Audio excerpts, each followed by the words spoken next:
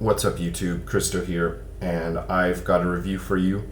Going to be looking at a fantastic fall-winter fragrance from Smellbent. This is Hungry Hippies. I put this in my 15 cents for fall-winter last year, and I kind of promised myself that if it hadn't been reviewed in full by next year, I would commit to doing it, and lo and behold, here I am. Dan does actually have a review for this on his channel, but it is a mini review. It's only like 1 minute and 7 seconds long or something like that. And I really do think this one deserves a bit more attention. Looking at the specifics for this one, it's actually from 2009. It's quite a new fragrance, and in fact, Smellbent itself has only been around for 5 years. This is part of the Classic Characters line. So that kind of leads me to believe that this is one of the original releases from the house. It is still in production, and you can buy it directly from Smellbent. I'll link it or put it in the comments or whatever. According to the website, it smells like pot brownies and patchouli. The notes are described as freshly baked pot brownies dusted with cassia over an earthy dose of finely aged patchouli. Now, what notes do I get out of this? I definitely get the kind of chocolatey brownies thing. Definitely get the cassia, which is like a cousin or a relative of cinnamon. And I definitely get a lot of patchouli. This fragrance is very patchouli heavy. As for the pot or marijuana note, I think there is a bit of kind of resinous oiliness that I would associate with the smell of marijuana, but I don't really get that. I don't get like the kind of green, leafy or bud feeling out of this that, I think people are kind of looking for when they look for a fragrance with marijuana notes. For the record, I'm really not into marijuana or drugs in general. It's just always a personal belief I've had. Maybe I'm not the foremost authority on what pot should smell like and how it smells, but I do really love the smell of like green marijuana, whether it's a bud or whether it's being burnt. I really love the smell of it. I just don't agree with smoking it. I don't like it. It's never really appealed to me, and in my limited experience with it, it's just not really my thing. So, kind of crossing over from perfume into like, politics and whatever, but basically just to let you know, perhaps if you're a bigger connoisseur of marijuana, maybe you'll be able to pick up more nuance in this than I can, but personally, I don't really see the kind of marijuana connection. Now, this fragrance you can buy directly from the Smellbent website for $50 for 50 ml, and it's only recently just gone up in price. It used to be $45, and I actually got mine on like an annual or semi-annual sale. I think with shipping to Indonesia, they actually ship worldwide. I ended up paying less than $45 for my bottle, which is amazing in my opinion. I'm going to look quickly at the packaging. I don't usually focus on packaging in my videos, but I do quickly want to here because I think a lot of Smellbent's image and a lot of their reputation is kind of based on their packaging. As you can see, this is basically just a mass-produced store-bought glass atomizer with a Smellbent Hungry Hippie sticker stuck on it, and the box is literally just a plain white box with a Hungry Hippies sticker stuck on the top of it. Now, I should mention the newer boxes, they do have stickers on the front to kind of keep it shut, probably for shipping reasons or whatever. It's a nice little sticker, it's nothing really flashy. It is literally just, probably printed off of someone's printer at home or in their office. To me, I'm not really stuck up on packaging, and in fact, sometimes I even avoid fragrances with, ostentatious, over-the-top packaging, partially because of the insane markup that they charge just for cheap packaging, and the fact that It's often just not my style. I don't really like showy packaging. I like things that are nice and simple. To me, the perfect looking bottle would be something kind of like this. I love Serge Lutens bottles. This is what I like. I'm not really into like the over the top flashy kind of packaging that, a lot of people want from indie and niche fragrances these days. So if you don't mind going a little DIY, really check this house out. To me, at the end of the day, it's all about the quality of the fragrance. It's not about the packaging. And in my opinion, this is really well done. I've been pretty impressed with Smellbent so far. I've only tried 5 fragrances from them, but I think there's really great things about all of them. Incensed, wow, I love it. I absolutely love Incensed. If you like vanilla and incense, it's something you really, really must check out, especially for $1 a mil in the 50 mil size. Amazing. Such a good price. Anyways, now what does this remind me of? If it doesn't really remind me of the freshly baked pot brownies with patchouli and cassia, well, it actually does remind me of Cinnamon Toast Crunch, which is like an American breakfast cereal for kids. I think kind of the sweet, dusty cinnamon feel you get from this.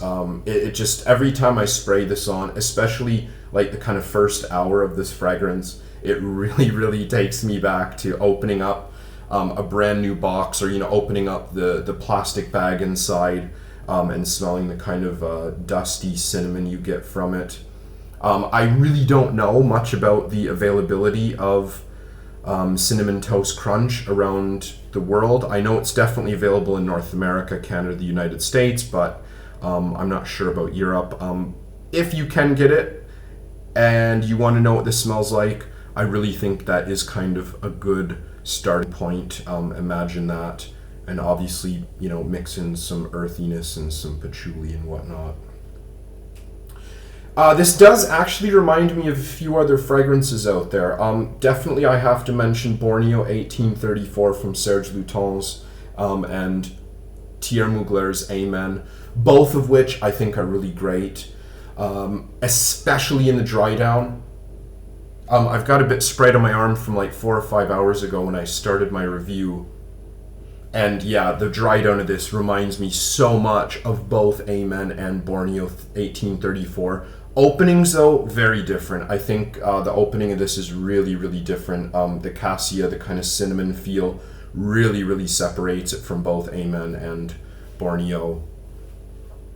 Now, in terms of performance on this one, I've been pretty impressed with Smellbent so far. The only fragrance I don't really get amazing projection and longevity out of is Bollywood or Bust, which is a shame because that's a really fantastic rose fragrance, like kind of a spicy sandalwood rose fragrance. Here, this isn't focusing. Let's try to get my focus back on this.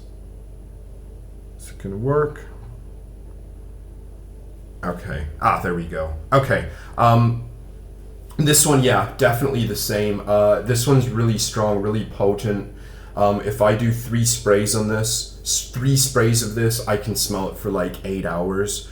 In fact, it's so strong that it actually kind of burns my neck when I wear it. I know that might not be a good thing, but yeah, it's really potent. The first couple hours of this especially, 2 or 3 sprays and I'll fill an entire room with this, so I go really easy on it. I get a bit neurotic about, if people can smell me and stuff, too strongly, of course. So this one is really, really potent. I would say at least 8 hours longevity and very ample projection out of this one.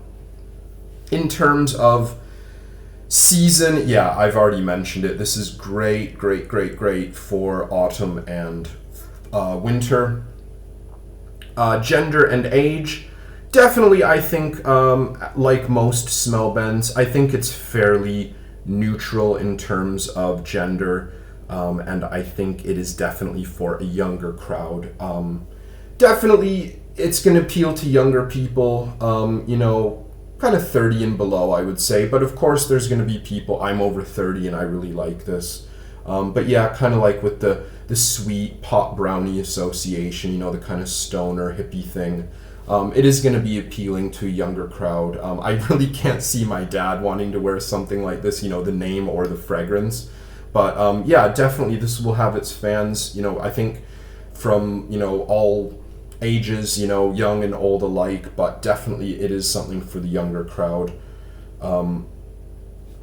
In terms of use for this, yeah, you can't really show up to work smelling like pot brownies. It is pretty strong, so it's not just a casual scent. I think this would be good for like kind of a night out at the pub or something. I don't know about the club, maybe not. I guess I'm not really a club guy, so don't really know what constitutes a great club fragrance. But I think this is just like kind of a fun, pretty loud, casual fragrance that's good to wear for fall and winter. I think it's a pretty well done fragrance, honestly. So, overall, my kind of final thoughts on this, I'm really impressed. I'm very impressed, both with this and incense. I definitely have to admit, though, I do prefer incense to this, but I think it's just because it has that amazing kind of lacquered floorboards, burning lacquered floorboards and vanilla. It's just on such a whole new level of most things I've ever tried. But this is still no slouch. And in fact, I've given samples, and I sold a decant to a friend at cost. And he really loves it. He loves it. He's actually ordered 2 5 or 2 10 mil decants. No, it couldn't be 2 10 mil. He's ordered at least 10 mil from me, and I've used a good bit out of this. I really, really enjoy it. Just a really great, fun, heavy, casual fragrance. I definitely do want to order some more small bent fragrances, and I think it is a huge plus that they ship worldwide. And if you do pay for shipping, they often will have free international shipping. It's still really reasonable. Like, you can get 3 bottles shipped for like $15 around the world. So yeah, I'm pretty happy, and I definitely do want to try some more fragrances from Smellbent. I definitely want to delve into the house a little bit more. Sorry about my camera. I don't know what's going on. It keeps focusing and refocusing. That's quite annoying, so I apologize for that. Anyways, what are your thoughts on Hungry Hippies? Do you think it is an authentic pot brownie or marijuana-based fragrance? I don't really get it, but you know, perhaps you know a bit more about that note than I do, if you know what I mean. What do you think of Smellbent? Can you recommend us a kind of gourmandish marijuana-based fragrance? Because I'd love to hear one. Thanks for watching, everyone, and I'll see you again soon.